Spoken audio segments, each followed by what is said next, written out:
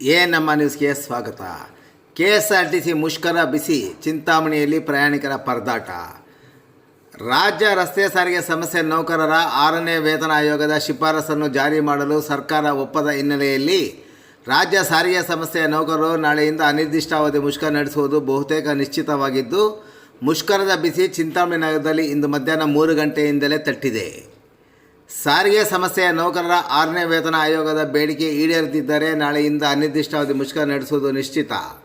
ಮುಷ್ಕರವನ್ನು ವಾಪಸ್ ಪಡೆಯುವ ಪ್ರಶ್ನೆಯೇ ಇಲ್ಲ ಎಂದು ಸಾರಿಗೆ ಸಂಸ್ಥೆಗಳ ನೌಕರರ ಸಂಘದ ಗೌರವಾಧ್ಯಕ್ಷ ಕೋಡಿಹಳ್ಳಿ ಚಂದ್ರಶೇಖರ್ ಹೇಳಿದ್ದ ಬೆನ್ನಲ್ಲೇ ರಾಜ್ಯ ಸಾರಿಗೆ ಸಂಸ್ಥೆಯ ನೌಕರರು ಇಂದು ಮಧ್ಯಾಹ್ನದಿಂದಲೇ ಕೆಲಸಕ್ಕೆ ಗೈರು ಹಾಜರಾಗಿದ್ದಾರೆ.